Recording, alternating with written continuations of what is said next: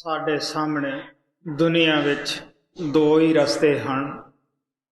ਇੱਕ ਮਨਮਤ ਹੈ, ਮਨਮਾਰਗ, ਇੱਕ ਸੰਤ ਮਤ ਹੈ, ਜਿਸ ਨੂੰ ਅਸੀਂ ਗੁਰੂ ਮਾਰਗ ਜਾਂ ਗੁਰੂ ਮਤ ਵੀ ਕਹਿੰਦੇ ਹਾਂ। ਸਾਡਾ ਜਿੱਥੇ ਵੀ ਜਨਮ ਹੁੰਦਾ ਹੈ, ਕਿਸੇ ਵੀ ਸਮਾਜ ਅੰਦਰ ਹੁੰਦਾ ਹੈ, ਅਸੀਂ ਸਾਰੇ ਹੀ ਇਹ ਕਹਿੰਦੇ ਹਾਂ ਕਿ ਅਸੀਂ ਗੁਰੂ ਮਤ ਦੇ ਉੱਤੇ ਚੱਲਦੇ ਹਾਂ ਔਰ ਜੋ ਕੁਛ ਅਸੀਂ ਕਰ ਰਹੇ ਹਾਂ ਉਹ ਠੀਕ ਹੈ।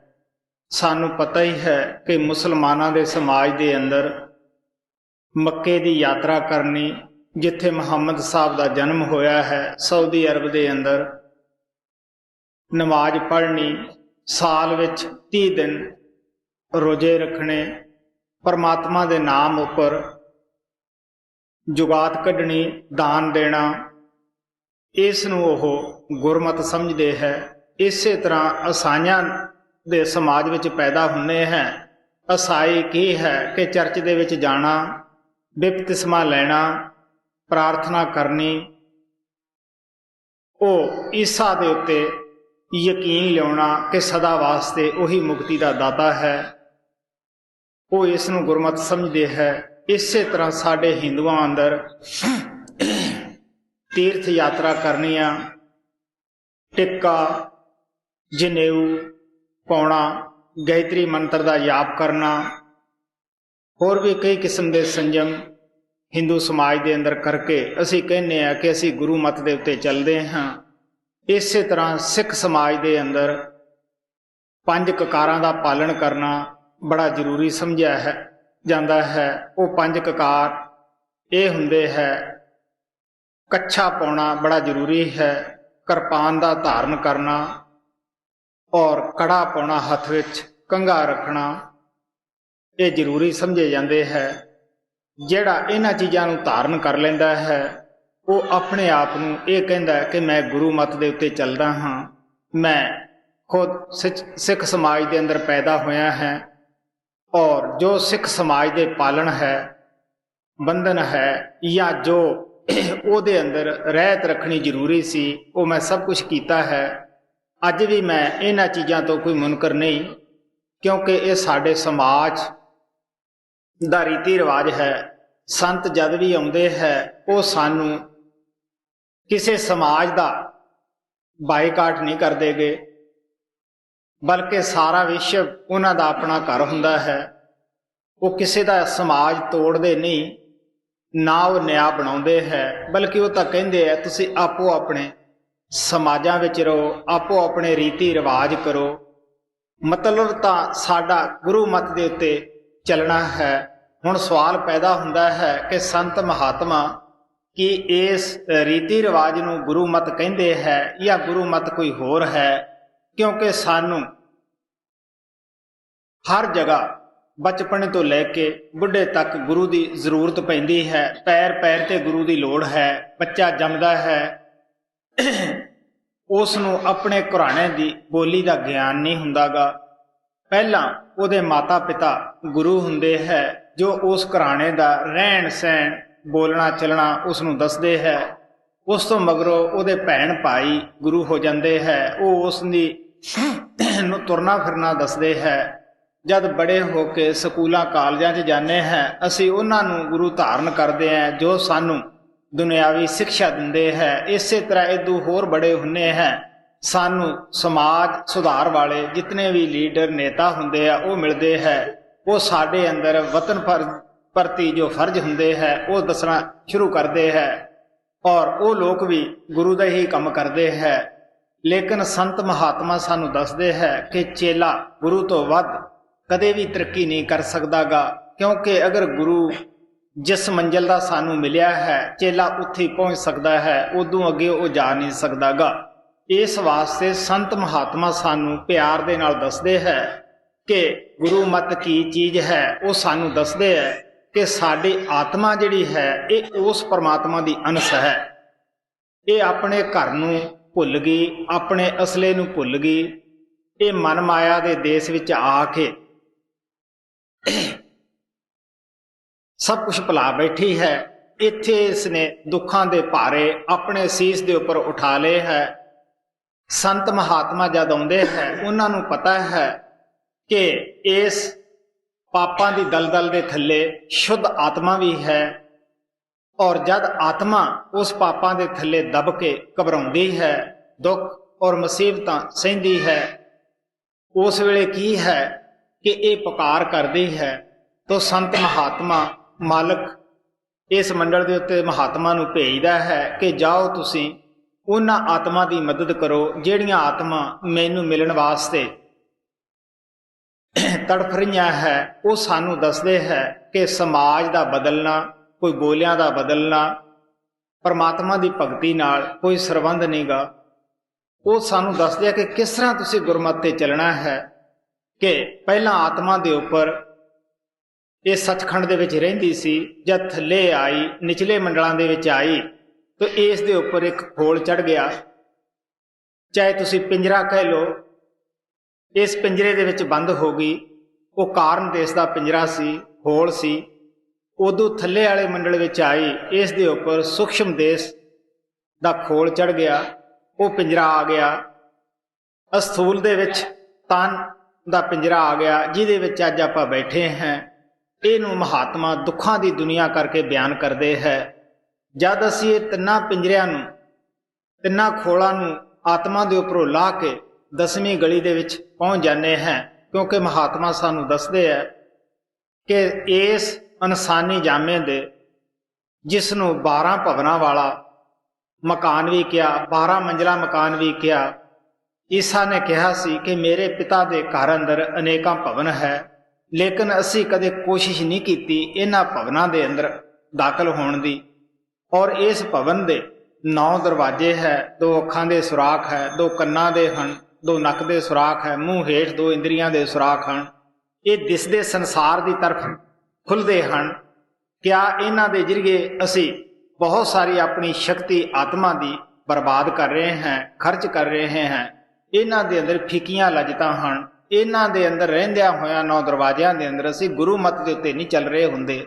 ਔਰ ਜੋ 10ਵਾਂ ਦਰਵਾਜ਼ਾ ਹੈ ਉਹ ਸਾਡੇ ਸੱਚਖੰਡ ਦੀ ਤਰਫ ਖੁੱਲ੍ਹਦਾ ਹੈ ਕਿ ਅੰਦਰ ਦੀ ਤਰਫ ਖੁੱਲ੍ਹਦਾ ਹੈ। ਗੁਰੂ ਨਾਨਕ ਸਾਹਿਬ ਕਹਿੰਦੇ ਹੈ 9 ਦਰਵਾਜ਼ੇ ਕਾਇਆ ਕੋਟ ਗੜ, ਇਸ ਨੂੰ ਗੜ ਕਰਕੇ ਬਿਆਨ ਕੀਤਾ ਹੈ। ਕਹਿੰਦੇ ਇਸ ਦੇ 9 ਦਰਵਾਜ਼ੇ ਹੈ, 10ਵਾਂ ਗੁਪਤ ਰਖੀਜੈ।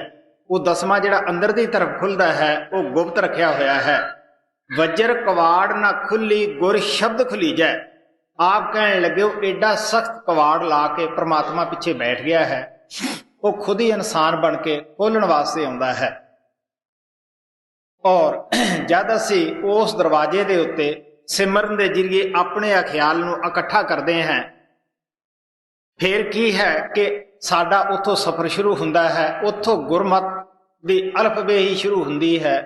ਫਿਰ ਸਾਨੂੰ ਪਤਾ ਲੱਗਦਾ ਹੈ ਜਦ 10ਵੇਂ ਦੁਆਰ ਦੇ ਵਿੱਚ ਪਹੁੰਚਦੇ ਹਾਂ, ਆਤਮਾ ਜਾਗ ਪੈਂਦੀ ਹੈ।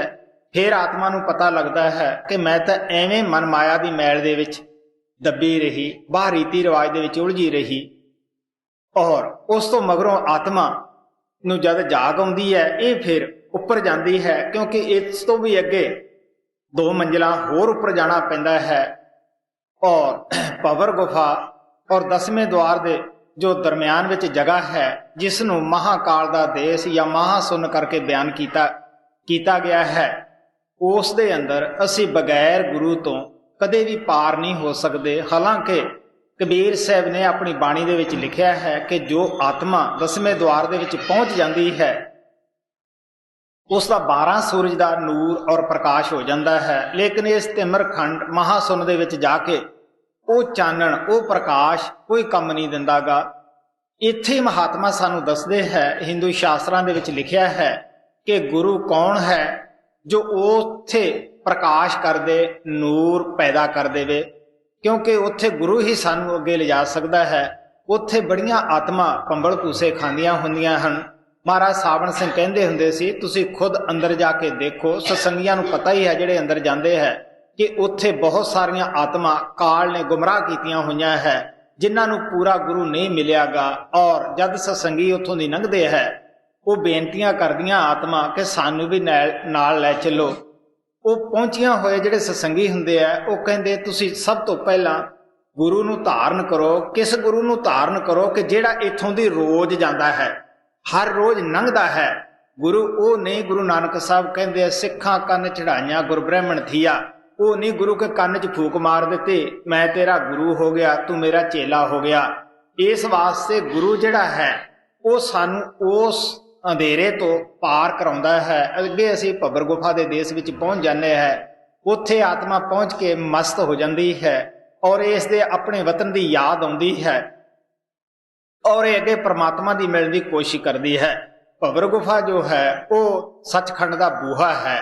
ਕਿਆ ਫਿਰ ਆਤਮਾ ਦੇ ਅੰਦਰ ਦਇਆ ਉੱਠਦੀ ਹੈ ਉੱਥੇ ਪਹੁੰਚ ਕੇ ਕਿ ਮੇਰੀਆਂ ਨਾਲ ਦੀਆਂ ਜਿਹੜੀਆਂ ਸਖੀਆਂ ਆਤਮਾ ਹੈ ਉਹ ਕਾਲ ਦੀ ਜੇਲ੍ਹ ਵਿੱਚ ਫਸੀਆਂ ਹੋਈਆਂ ਹੈ ਔਰ ਜਿਸ ਰਸਤੇ ਉਹ ਆਤਮਾ ਜਾਂਦੀ ਹੈ ਉਸੇ ਉਹ ਰੋਜ਼-ਰੋਜ਼ ਵਾਪਸ ਆਉਂਦੀ ਹੈ ਔਰ ਇੱਥੋਂ ਦੀਆਂ ਆਤਮਾ ਨੂੰ ਉਹ ਸੰਦੇਸ਼ ਦਿੰਦੀ ਹੈ ਕਿ ਕਾਲ ਦੀ ਨਗਰੀ ਵਿੱਚ ਦੁੱਖ ਹੈ, ਮੁਸੀਬਤ ਹੈ। ਮੈਂ ਤੁਹਾਨੂੰ ਇੱਕ ਐਸੇ ਦੇਸ਼ ਦੀ ਦੱਸ ਪਾਉਣਾ ਹੈ ਜਿੱਥੇ ਮੌਤ ਨਹੀਂ, ਪੈਦਾਇਸ਼ ਨਹੀਂ, ਸ਼ਾਂਤੀ ਹੈ। ਉੱਥੇ ਦੁੱਖ ਦਿਖਾਉਂਦਾ ਕੋਈ ਨਹੀਂਗਾ। ਇਸ ਵਾਸਤੇ ਜਿਨ੍ਹਾਂ ਦਾ ਨਸੀਬ ਹੁੰਦਾ ਹੈ, ਉੱਚੇ ਭਾਗ ਹੁੰਦੇ ਹੈ, ਉਹ ਉਸ ਪਹੁੰਚੀ ਹੋਈ ਆਤਮਾ ਦੀ ਸੰਗਤ ਔਰ ਸੋਭਤ ਤੋਂ ਫਾਇਦਾ ਉਠਾ ਕੇ ਉਹਦੇ ਨਾਲ ਚਲੇ ਜਾਂਦੇ ਹੈ। ਗੁਰੂ ਨਾਨਕ ਸਾਹਿਬ ਕਹਿੰਦੇ ਆ, ਨਾਨਕ ਗੁਰੂ ਨ ਚੇਤਨੀ ਮਨ ਆਪਣੇ ਸੁਚੇਤ, ਛੁੱਟੇ ਤਿਲ ਵਾੜ ਜਿਉ ਸੁਈਆਂ ਅੰਦਰ ਖੇਤ। ਖੇਤਾਂ ਅੰਦਰ ਛੁੱਟੀ ਹੈ, ਕਹੋ ਨਾਨਕ ਸੋ ਨਾ ਹੈ, ਫਲੀਏ ਫੁਲੀਏ ਬੱਪੜੇ ਪੀਤਨ ਵਿੱਚ ਸੁਆਹੇ। ਗੁਰੂ ਨਾਨਕ ਸਾਹਿਬ ਕਹਿੰਦੇ ਆ, ਜਿਹੜੇ ਆਦਮੀ ਇਹ ਕਹਿੰਦੇ ਆ ਕਿ ਅਸੀਂ ਪੂਰੇ ਗੁਰੂ ਕੋਲੇ ਕੀ ਜਾਣਾ ਹੈ, ਅਸੀਂ ਘਰੇ ਸਭ ਕੁਝ ਕਰ ਸਕਦੇ ਹਾਂ, ਉਹ ਕਹਿਣ ਲੱਗੇ ਉਹਨਾਂ ਦੀ ਹਾਲਤ ਇਹ ਹੈ, ਨਾਨਕ ਗੁਰੂ ਨਾ ਚੇਤਨੀ ਮਨ ਆਪਣੇ ਸੁਚੇਤ, ਜਿਹੜੇ ਆਪਣੇ ਆਪ ਵਿੱਚ ਸੁਚੇਤ ਹੋਏ ਬੈਠੇ ਹੈ। ਛੁੱਟੇ ਤਿਲ ਬਵਾੜ ਜੋ ਸੁਝੇ ਅੰਦਰ ਖੇਤ। ਗੁਰੂ ਨਾਨਕ ਸਾਹਿਬ ਨੇ ਬੜੀ ਇੱਕ ਅੱਛੀ ਮਿਸਾਲ ਦੇ ਕੇ ਸਮਝਾਈ ਹੈ। ਜਿਸ ਤਰ੍ਹਾਂ ਜ਼ਿਮੀਂਦਾਰ ਦਾ ਤਿਲਾਂ ਦਾ ਖੇਤ ਹੁੰਦਾ ਹੈ, ਉਹ ਸਾਰੇ ਤਿਲਾਂ ਨੂੰ ਖਾਦ ਵੀ ਪਾਉਂਦਾ ਹੈ, ਪਾਣੀ ਵੀ ਇੱਕੋ ਜਿਹਾ ਦਿੰਦਾ ਹੈ, ਲੇਕਿਨ ਉਹਨਾਂ ਵਿੱਚ ਬਹੁਤ ਸਾਰੇ ਇਸ ਕਿਸਮ ਦੇ ਪੌਦੇ ਹੁੰਦੇ ਹੈ ਜਿਨ੍ਹਾਂ ਨੂੰ ਡੋਡੀਆਂ ਲੱਗਦੀਆਂ ਹੈ, ਫੁੱਲ ਵੀ ਲੱਗਦੇ ਹੈ, ਲੇਕਿਨ ਉਹਨਾਂ ਡੋਡੀਆਂ ਦੇ ਅੰਦਰ ਕੋਈ ਬੀਜ ਨਹੀਂ ਬਣਦਾਗਾ, ਸੁਆਹ ਪੈਦਾ ਹੋ ਜਾਂਦੀ ਹੈ। ਜੋ ਜੱਟ ਤਿਲਾਂ ਦਾ ਖੇਤ ਦਾ ਵਾਕਫ ਹੁੰਦਾ ਹੈ ਉਹ ਕੀ ਕਰਦਾ ਹੈ, ਉਸ ਨੂੰ ਕੱਟਦਾ ਨਹੀਂਗਾ, ਉਸੇ ਥਾਂ ਹੀ ਛੱਡਿਆ ਆਉਂਦਾ ਹੈ। ਉਸ ਦਾ ਕੋਈ ਮਾਲਕ ਨਹੀਂ ਹੁੰਦਾਗਾ, ਬਲਕਿ ਪਸ਼ੂ ਪੰਛੀ ਵੀ ਉਸ ਪੌਦੇ ਨੂੰ ਨਹੀਂ ਖਾਂਦੇਗੇ, ਉਹ ਖੇਤ 'ਚ ਹੀ ਰਹਿ ਜਾਂਦਾ ਹੈ। ਇਸੇ ਤਰ੍ਹਾਂ ਗੁਰੂ ਨਾਨਕ ਸਾਹਿਬ ਕਹਿੰਦੇ, ਜਿਹੜੇ ਪੂਰੇ ਗੁਰੂ ਤੋਂ ਨਾਮ ਨਹੀਂ ਲੈਂਦੇਗੇ, ਆਪਣੇ ਆਪ ਸੁਚੇਤ ਹੋਏ ਫਿਰਦੇ ਹੈ, ਉਹਨਾਂ ਦੇ ਬੱਚੇ ਵੀ ਹਨ, ਬੱਚੀਆਂ ਵੀ ਹਨ, ਉਹਨਾਂ ਦੀ ਅੱਛੀ ਸਿਹਤ ਹੈ, ਉਹਨਾਂ ਕੋਲ ਧਨ ਦੌਲਤ ਵੀ ਹੈ। ਜਿਸ ਤਰ੍ਹਾਂ ਉਹ ਤਿਲ ਦੇ ਪੌਦੇ ਦੇ ਅੰਦਰ ਸਾਰਾ ਕੁਝ ਹੀ ਹੁੰਦਾ, ਲੇਕਿਨ ਉਸ ਨੂੰ ਉਸ ਦੇ ਅੰਦਰੋਂ ਬੀਜ ਨਹੀਂ ਬਣਦਾਗਾ ਔਰ ਜ਼ਿਮੀਂਦਾਰ ਉਸ ਨੂੰ ਖੇਤ ਛੱਡਿਆ ਹੁੰਦਾ ਹੈ। ਇਸੇ ਤਰ੍ਹਾਂ ਜਦ ਮੌਤ ਆਉਂਦੀ ਹੈ, ਉੱਥੇ ਉਸੀ ਆਤਮਾ ਦਾ ਕੋਈ ਵਾਰਸ ਨਹੀਂ ਹੁੰਦਾਗਾ ਔਰ ਕਾਲ ਵੀ ਉਸ ਨੂੰ ਅੱਗੇ ਅੰਗੀਕਾਰ ਨਹੀਂ ਕਰਦਾਗਾ, ਉਹ ਵੀ ਨਰਕਾਂ ਦੇ ਵਿੱਚ ਪਾਉਂਦਾ ਹੈ, ਧਰਮਰਾਜ ਦੇ ਦੂਤਾਂ ਤੋਂ ਉਸ ਦੀ ਸੰਭਾਲ ਕਰਾਉਂਦਾ ਹੈ। ਆਪ ਕਹਿਣ ਲੱਗੇ, ਬੇਸ਼ੱਕ ਉਹ ਕਿਤਨੇ ਵੀ ਸੁਚੇਤ ਕਿਉਂ ਨਾ ਹੋਏ ਫਿਰਨ, ਆਖਰ ਉਹਦੀ ਹਾਲਤ ਪਰਮਾਤਮਾ ਦੇ ਦਰਬਾਰ ਵਿੱਚ ਇੱਕੋ ਤਿਲ ਦੇ ਖੇਤ, ਤਿਲ ਦੇ ਪੌਦੇ ਨਾਲੋਂ ਜ਼ਿਆਦਾ ਨਹੀਂ ਗੀ। ਇਸ ਵਾਸਤੇ ਆਪ ਪਿਆਰ ਦੇ ਨਾਲ ਸਮਝਾਉਂਦੇ ਆ। ਫਿਰ ਸਾਨੂੰ ਪਤਾ ਲੱਗਦਾ ਹੈ ਕਿ ਕੀ ਅਸੀਂ ਗੁਰੂ ਮਤ ਤੇ ਚੱਲਦੇ ਹਾਂ ਜਾਂ ਮਨਮਤ ਦੇ ਉੱਤੇ ਚੱਲਦੇ ਹਾਂ।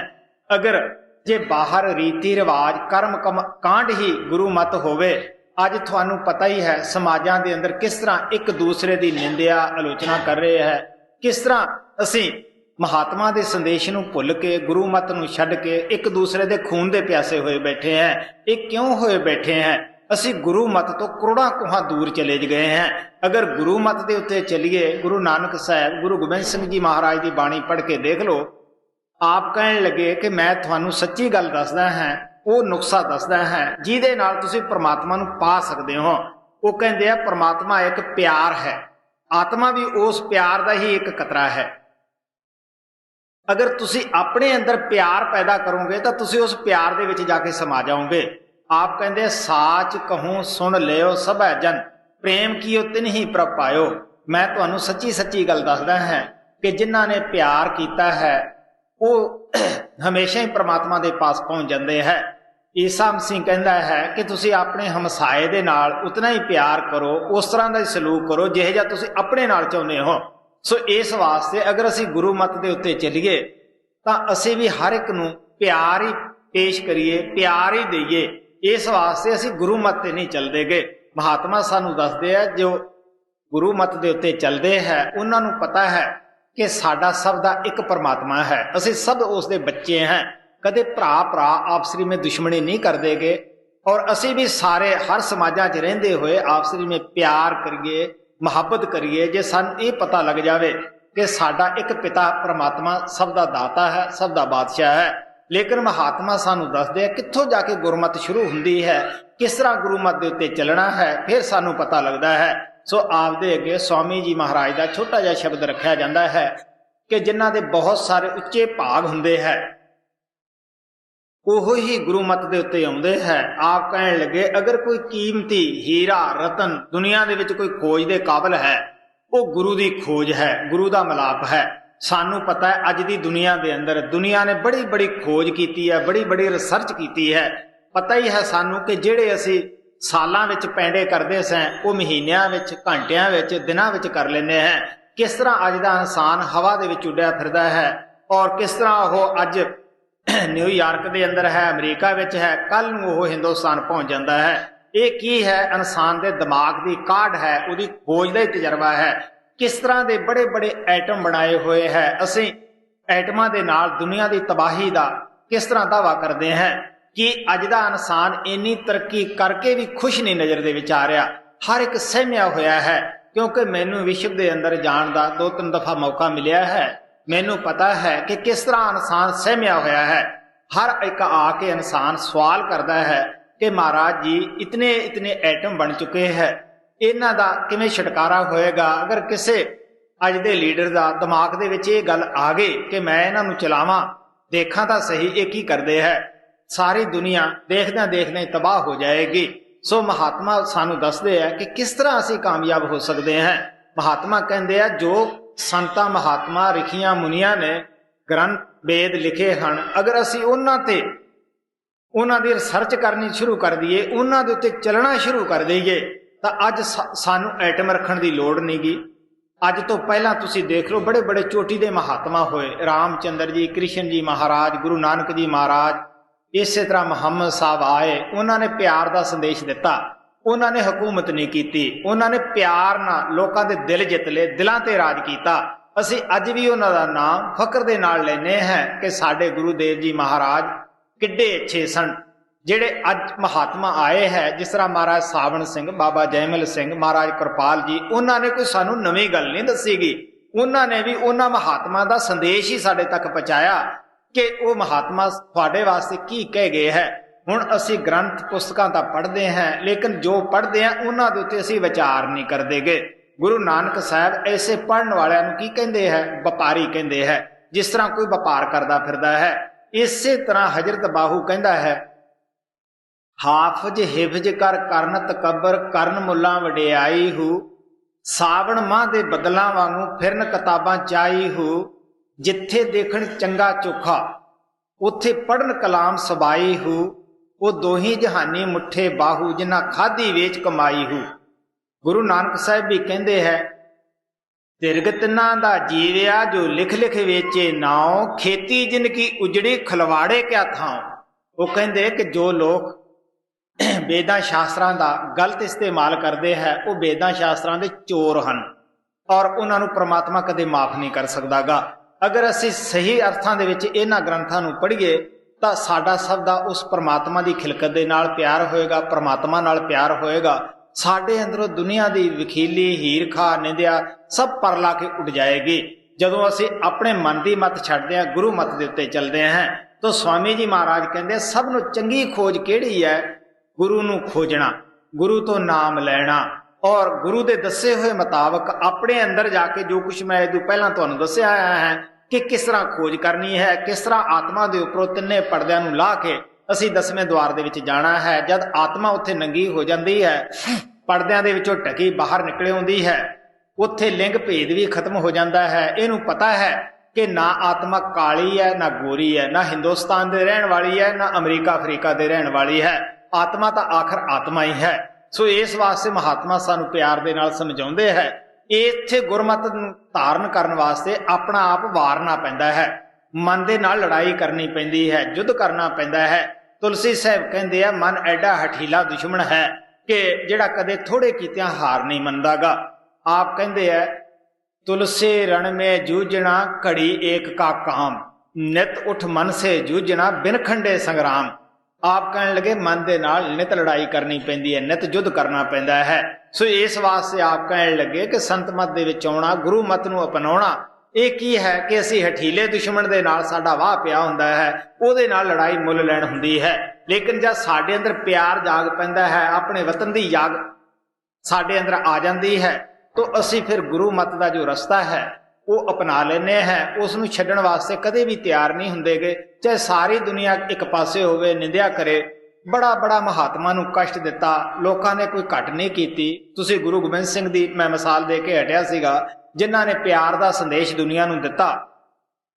ਉਹਨਾਂ ਦੇ ਬੱਚੇ ਨੀਹਾਂ ਦੇ ਵਿੱਚ ਉਹਨਾਂ ਦੇ ਸਾਹਮਣੇ ਚਿਣ ਦਿੱਤੇ ਸਨ, ਔਰ ਖੁਦ ਵੀ ਗੁਰੂ ਗੋਬਿੰਦ ਸਿੰਘ ਦੇ ਨਾਲ ਇਹਨਾਂ ਲੋਕਾਂ ਨੇ, ਸ਼ਰ੍ਹਾ ਦੇ ਕੈਦੀਆਂ ਨੇ ਘੱਟ ਨਹੀਂ ਕੀਤੀ ਸੀਗੀ। ਆਪ ਨੇ 3 ਮਹੀਨੇ ਬਸਤਰ ਹੀ ਨਹੀਂ ਲਾਏ ਸੀਗੇ। ਤੁਸੀਂ ਦੇਖ ਲਓ, ਅਗਰ ਆਪਾਂ ਇੱਕ ਦਿਨ ਬਸਤਰ ਨਾ ਲਾਈਏ ਕੀ ਹਾਲਤ ਹੋ ਜਾਂਦੀ ਹੈ, ਇੱਕ ਦਿਨ ਇਸ਼ਨਾਨ ਨਾ ਕਰੀਏ।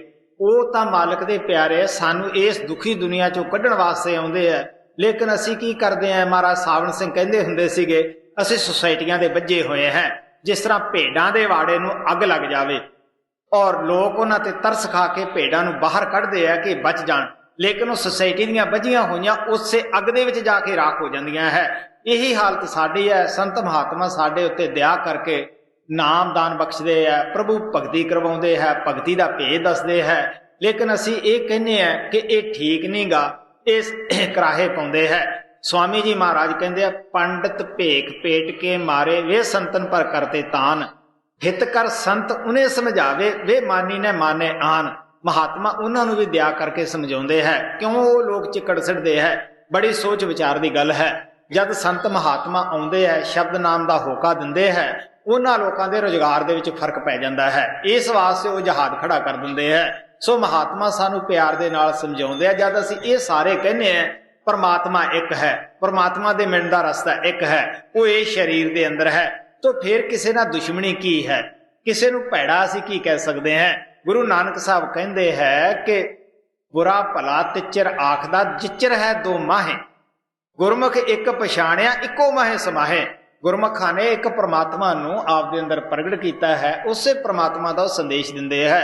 ਅਸੀਂ बुरा भला उन्ना चिकर ही कहने हैं जिन्ना चिकर उस परमात्मा तो ਅਸੀਂ दूर हैं, जिन्ना चिकर उस परमात्मा से ही विछड़े हुए हैं।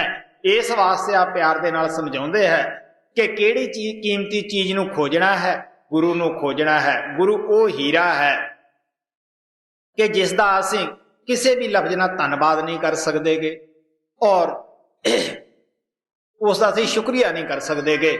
की शुक्रिया असीं करांगे? भगत नामदेव जी कहते हैं, अगर मैं तेनू धन दौलत देवां, तेरे कोले नाम दा अखुट धन है, मैं केड़ी चीज तेरे अर्पण करां, सब तेरी दिती हुई है, तू ही दे रहा है। इस वास्ते मैं तन और मन ये चढ़ा देना है, इदों वध होर की हो सकता है। महाराज सावण सिंह सत्संग कर रहे सीगे, मस्ताना बलोचिस्तानी कहन लग्या कि जिसनों शब्द दा रस आ जावे, लज्जत आ जावे, वो गुरु तो की वारे। वो कहन लगे मन वार दे। महाराज सावण सिंह कहते हुंदे सी, औरत पति नूं तन दे दिंदी है, मर्द भी औरत नूं तन दे दिंदा है, लेकिन मन कोई भी अरपदा नहीं गा। हुण जिसने मन दे दिता उसने पिछे की रखिया है। इस वास्ते आप प्यार नाल कहंदे है कि संसार विच अगर कोई कीमती चीज है खोजण वाली तां ओह गुरु दी खोज है जी। पहचान परमार्थी की शब्द चौथा, सतगुर खोजो री प्यारी, जगत में दुर्लभ रतन यही, सतगुर खोजो री प्यारी, जगत में दुर्लभ रतन यही, जिन पर मेहर दया सतगुर की, उनको दरस दए। महाराज कृपाल कहते हुंदे सीगे कि इंसान का बनना मुश्किल है, भगवान का मिलना मुश्किल नहीं हुंदागा, क्योंकि वो प्योर है। उतना ही प्योर होने की सानू जरूरत है। गुरु नानक साहब भी कहते हैं बेशक वो परमात्मा उच्चा है, लेकिन सच्चा सुच्चा जीवन उदों भी उच्चा हुंदा है। इस वास्ते आप कहते जिन्हां दे उपर दया आदि करता दी हुंदी है, जब तुसीं सच्चे सुच्चे उसकी तड़फ विच बैठ जाओगे वो तुहानूं खुद ही घरे आके मिल लेगा। मैं दसदा हुंदा कि किस तरह महाराज सावण सिंह की हिस्ट्री विच आउंदा है कि 22 साल उन्होंने खोज की, बहुत सारे सभा सुसाइटियां दे अंदर गए, बड़े सारे साधु महात्मा नूं मिले। जब उस परमात्मा ने देखा कि मेरी खोज विच कोई आत्मा तड़फ रही है, तो बाबा जैमल सिंह जी कोमरी दे पहाड़ दे उत्ते उन्होंने खुद ही जाके मिले। जिहड़ा उन्हां दा साथी सी बीबी रुखो, उसनूं बाबा जी कहण लगे कि असीं इस सरदार दी खातर आए हैं। वो कहण लगी कि इन्हां ने तां तुहानूं सत श्री अकाल भी नहीं बोली। वो कहण लगे इसनूं की पता है, अज तो चौथे दिन नूं अपने सत्संग दे विच आ जाएगा। वाकई ही ऐसा ही होया कि सत्संग दे विच गए। आप कहते हुंदे सी अपने सत्संग दे अंदर कि 22 सालां दे जिहड़े शक शकूक सन, जद बाबा जी का एक एक लफ्ज़ सुनिया वो सारे रफू हो गए। इस तरह बचपने तो महाराज कृपाल उस परमात्मा की खोज विच सन, बिरे और तड़फ दे विच सन। तो महाराज सावण सिंह 7 साल उन्हां दे अंदर पहला ही आउण लग गए सन। हालांकि दर्शन उस तो बाद होए सन। जद उन्हां दे दर्शन होए किस तरह से वो कहते हुंदे कि सानू दरियावां दा बड़ा शौक हुंदा सीगा, और सारे दरियावां की सैर की। दिल दे विच ख्याल आया कि अज ब्यास दरिया की सैर भी करिए। जब ब्यास दरिया के उत्ते वो स्टेशन के उत्ते उतरे, उतों के स्टेशन मास्टर नूं पुछया कि दरिया नूं किहड़ी डंडी जाती है। वो सत्संगी सी महाराज सावण सिंह दा। वो कहण लग्या कि तुसीं संतां नूं मिलना है। वो कहण लग्या कि संत इत्थे रहिंदे है। दिल च ख्याल आया कि एक पंथ दो काज, भी चलो दरिया की सैर भी हो जाएगी, संतां नूं भी मिल लवांगे।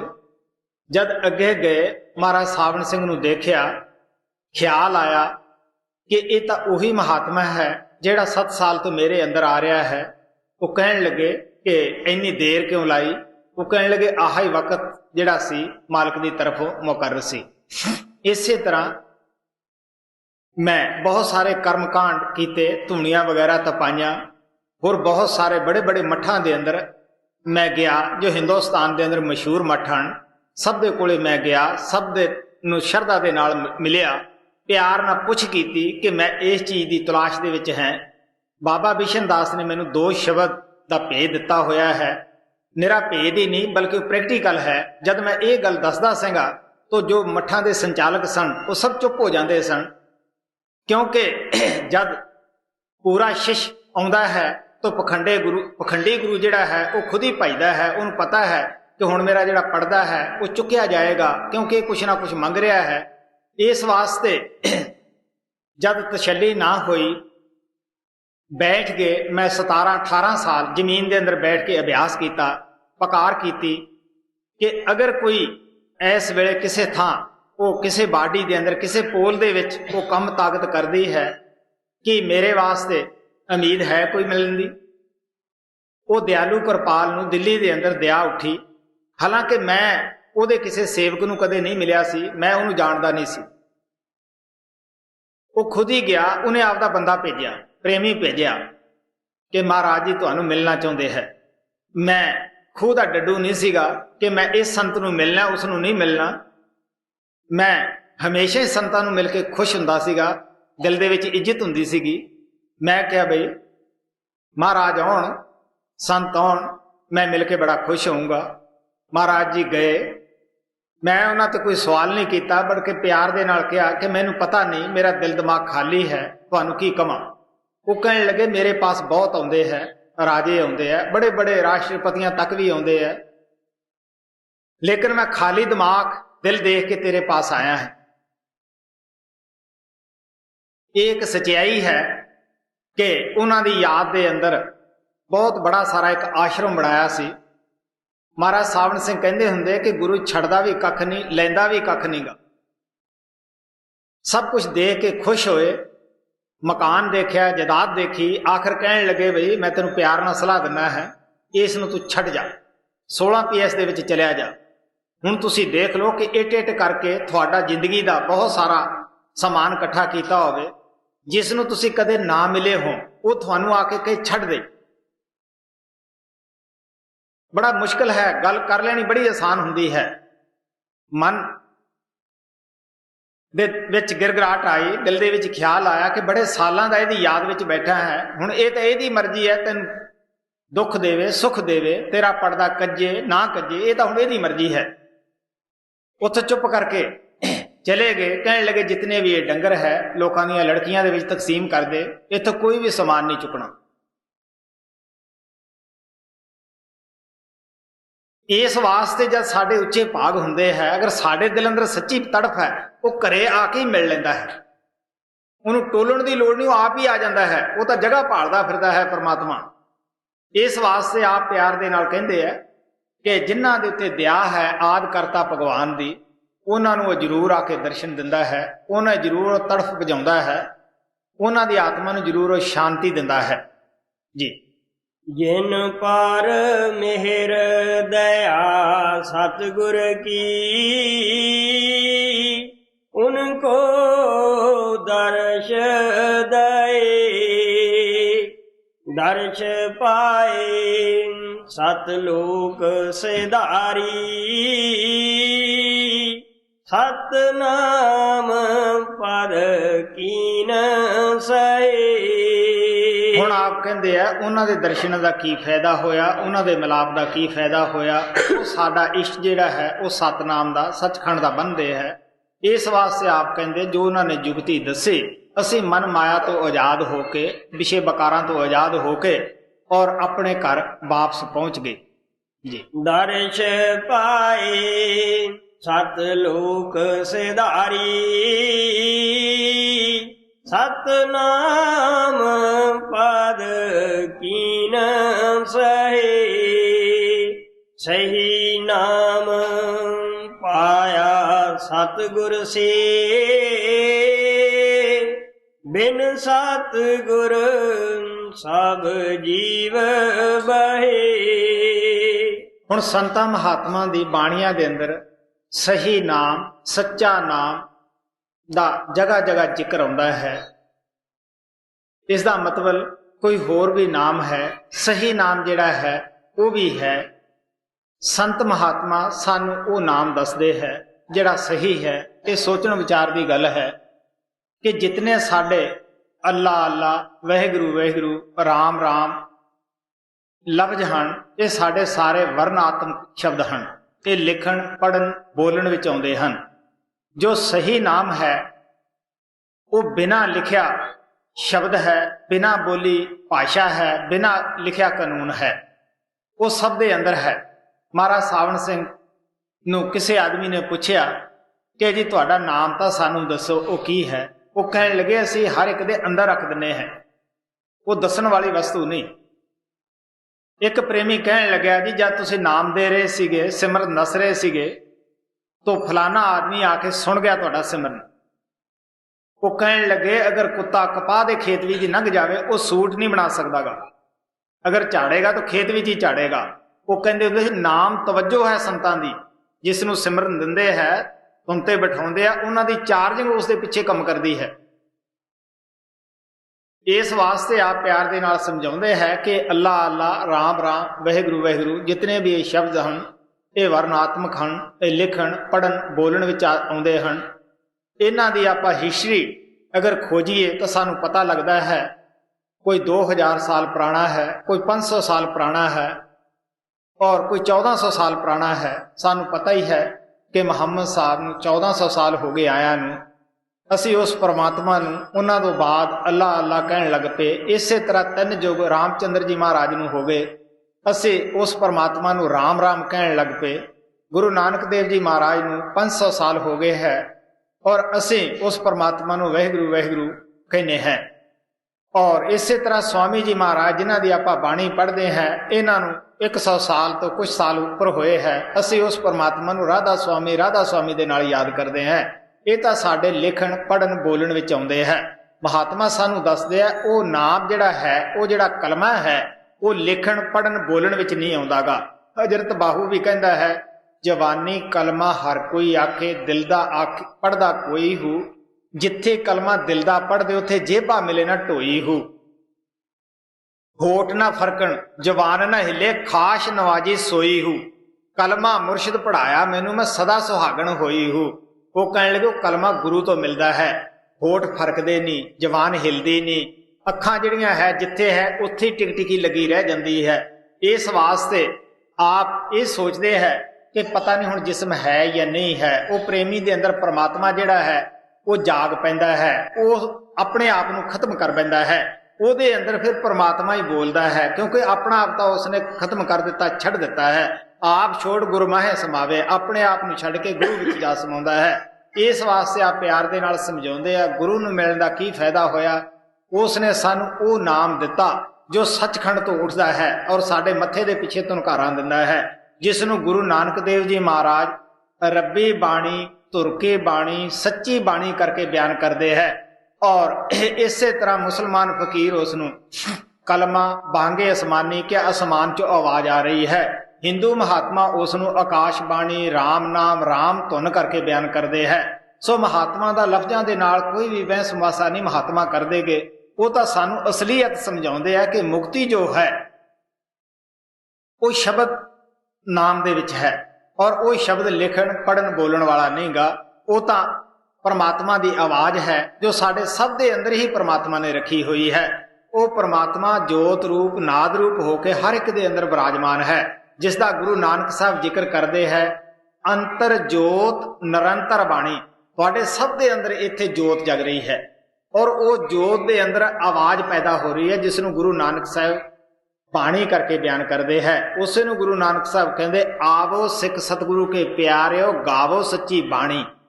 ਬਾਣੀ ਤਾਂ ਗਾਵੋ ਗੁਰੂ ਕੇਰੀ, ਬਾਣੀਆਂ ਸਿਰ ਬਾਣੀ, ਜਿਹੜੀ ਇਸ ਬਾਣੀ ਦੇ ਉੱਪਰ ਬਾਣੀ ਹੈ। ਕਿਉਂਕਿ ਇਹ ਬਾਣੀ ਜਿਹੜੀ ਹੈ ਜਿਸ ਨੂੰ ਆਪਾਂ ਪੜ੍ਹਨ ਲੱਗੇ ਪਏ ਹਾਂ, ਇਹ ਬਾਣੀ ਉਸ ਬਾਣੀ ਦੀ ਦੱਸ ਪਾਉਂਦੀ ਹੈ। ਉਸ ਬਾਣੀ ਨੂੰ ਪੜ੍ਹਨ ਦਾ, ਪਕੜਨ ਦਾ ਆਪਣੇ ਅੰਦਰ ਸ਼ੌਕ ਪੈਦਾ ਕਰਦੀ ਹੈ।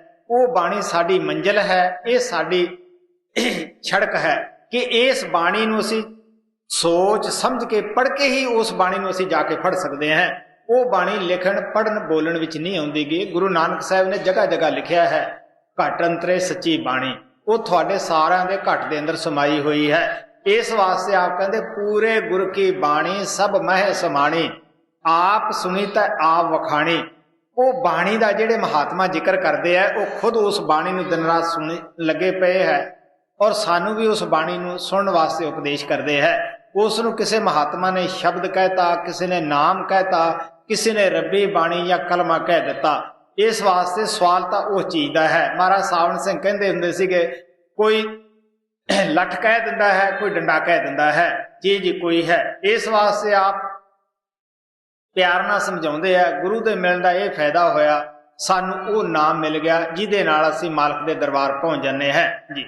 ਸਹੀ ਨਾਮ ਪਾਇਆ ਸਤਿਗੁਰ ਸੇ,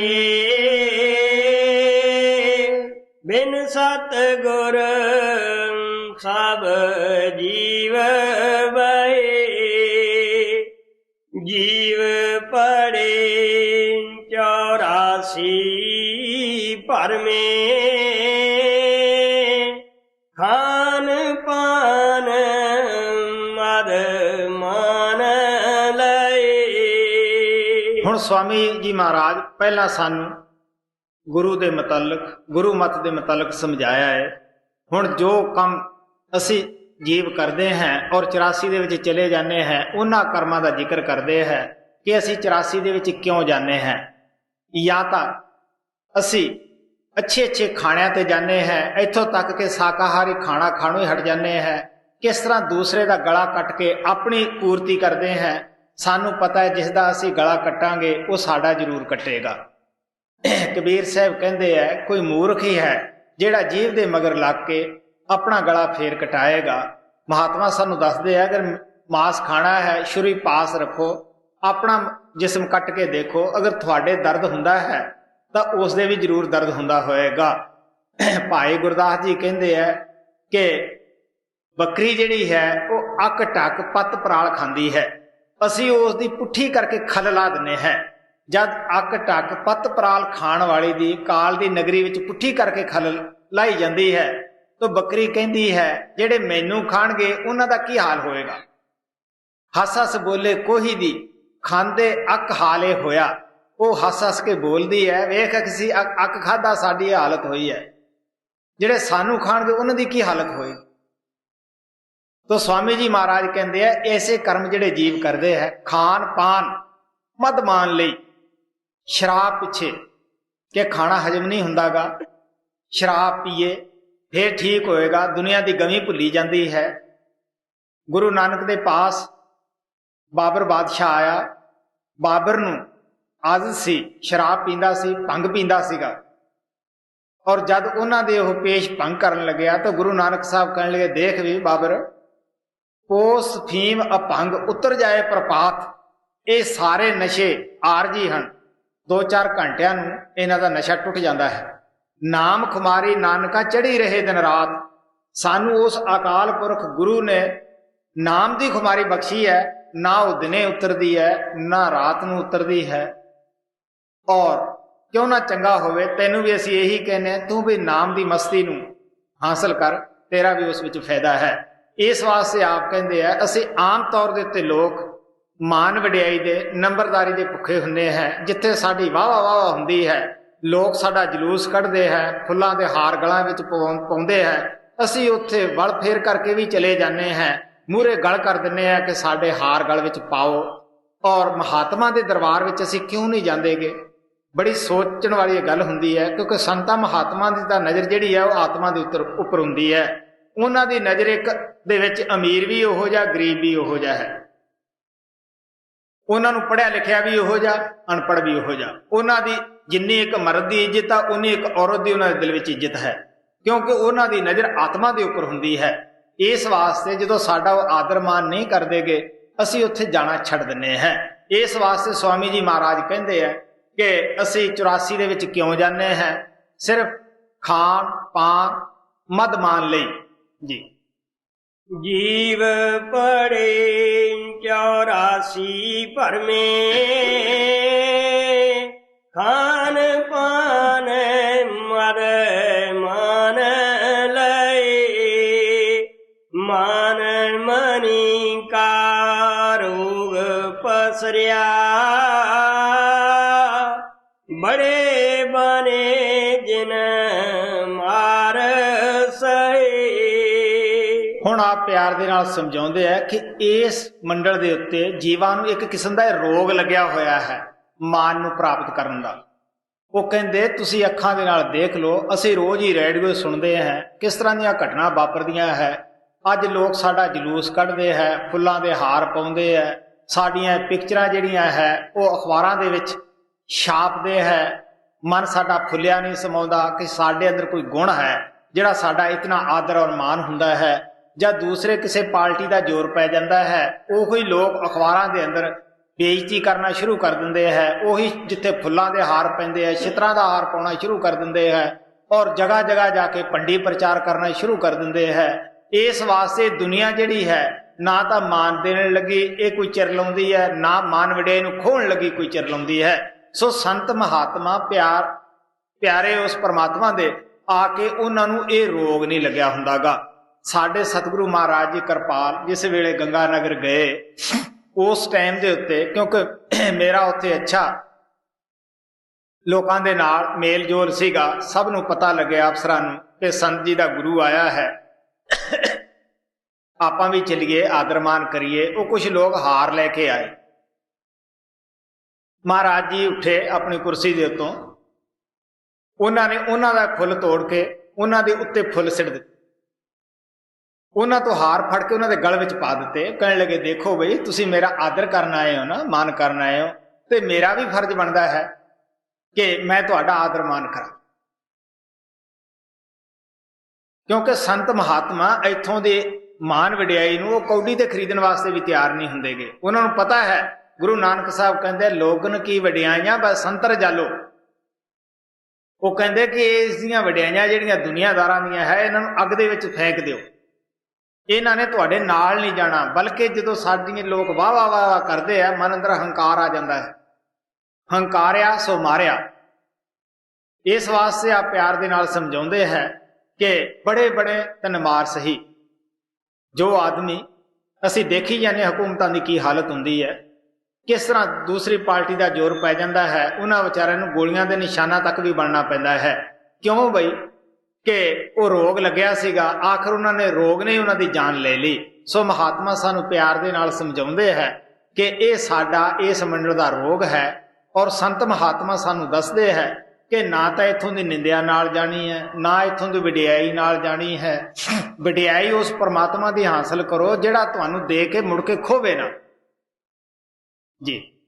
ਮਨ ਮਨੀ ਕਾ ਰੋਗ ਪਸਰਿਆ, ਬੜੇ ਬਨੇ ਜਿਨ ਮਾਰ ਸਹੇ। ਛੋਟਾ ਰਹੇ ਚਿਤ ਸੇ ਅੰਤਰ, ਸ਼ਬਦ ਮਾਏ ਤਬ ਸੁਰਤ ਗਏ। ਮਹਾਰਾਜ ਕਿਰਪਾਲ 25 ਸਾਲ ਉਪਦੇਸ਼ ਕਰਦੇ ਰਹੇ ਕਿ ਤੁਸੀਂ ਦੀਨਤਾ ਅਖਤਿਆਰ ਕਰੋ, ਕਿਉਂਕਿ ਪਰਮਾਤਮਾ ਨੂੰ ਦੀਨਤਾ ਪਿਆਰੀ ਹੈ। ਉਹ ਸਭ ਚੀਜ਼ਾਂ ਦਾ ਮਾਲਕ ਹੈ, ਕਿਹਦੇ ਅੱਗੇ ਦੀਨ ਹੋਵੇ। ਇਸ ਵਾਸਤੇ ਜਿਹਨੇ ਉਸ ਦੇ ਦਰਬਾਰ ਜਾਣਾ ਹੈ ਉਹਨੂੰ ਦੀਨਤਾ ਲੈ ਕੇ ਜਾਣਾ ਚਾਹੀਦਾ ਹੈ। ਕਬੀਰ ਸਾਹਿਬ ਕਹਿੰਦੇ ਹੈ ਕਿ ਪਰਮਾਤਮਾ ਦਾ ਜੋ ਰਸਤਾ ਹੈ ਉਹ ਵਾਲ ਤੋਂ 10ਵਾਂ ਹਿੱਸਾ ਹੈ। ਮਨ ਸਾਡਾ ਹਾਥੀ ਬਣਿਆ ਹੋਇਆ ਹੈ, ਉਹ ਵਾਲ ਦੇ ਸਰਾਖ ਵੀ ਦੀ ਕਿਸ ਤਰ੍ਹਾਂ ਲੰਘੇ।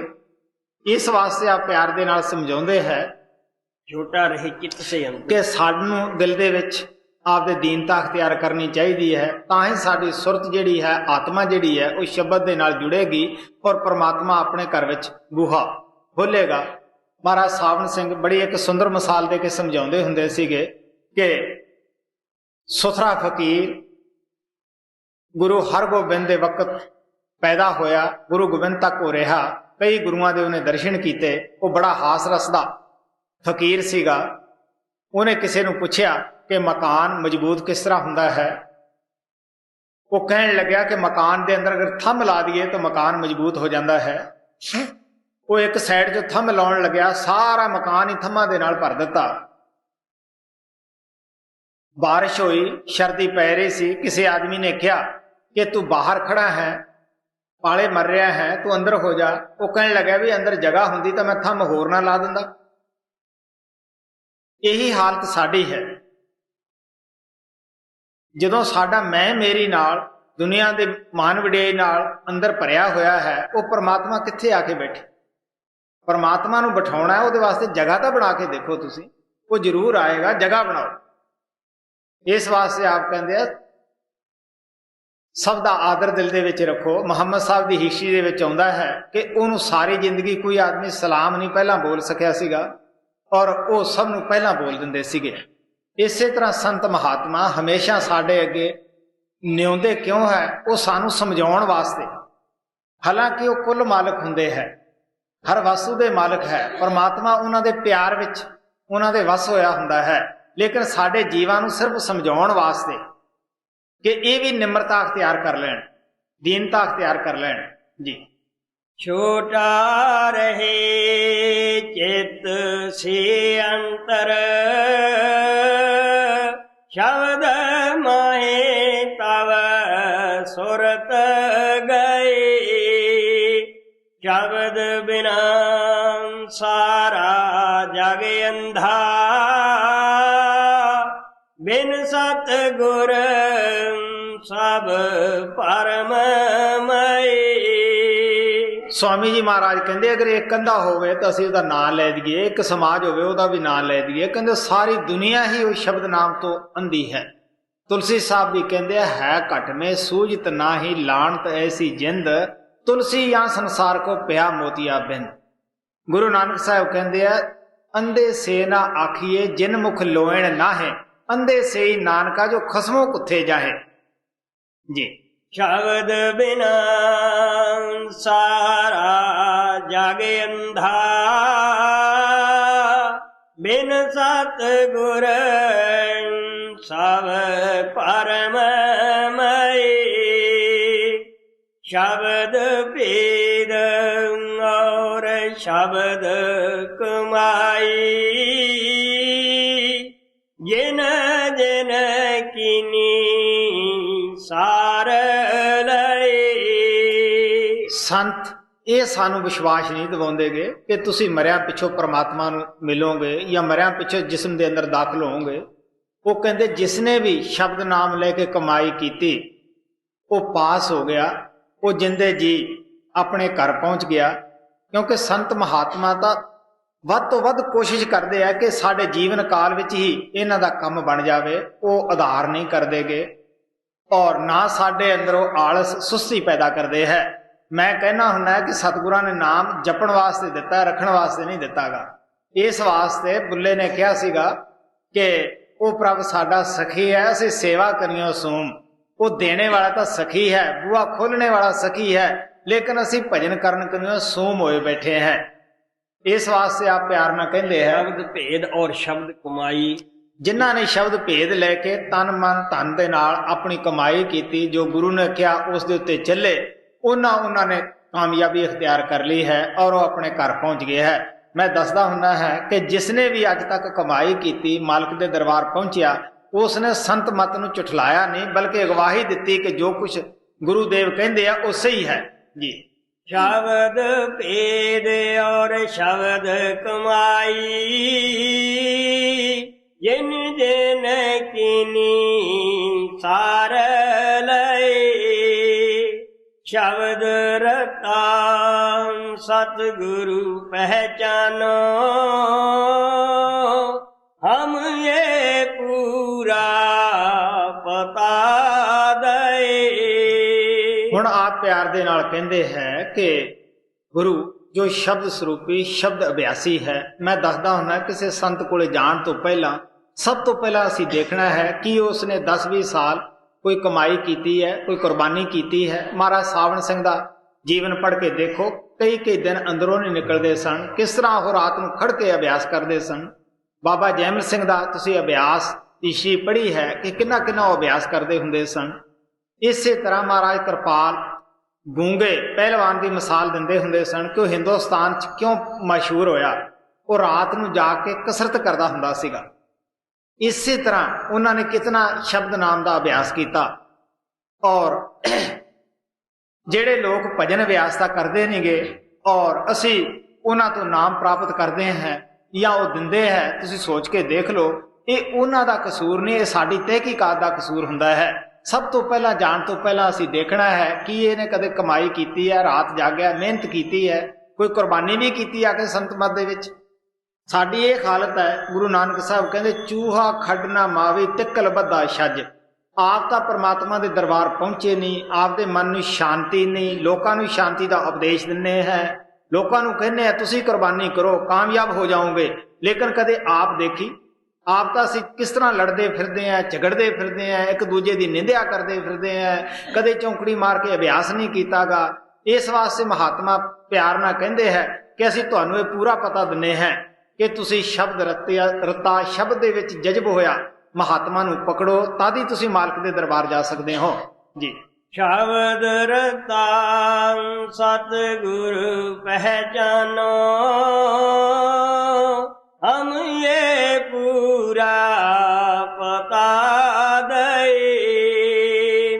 ਖੋਲੋ ਆਂਖ ਨਿਕਟ ਹੀ ਦੇਖੋ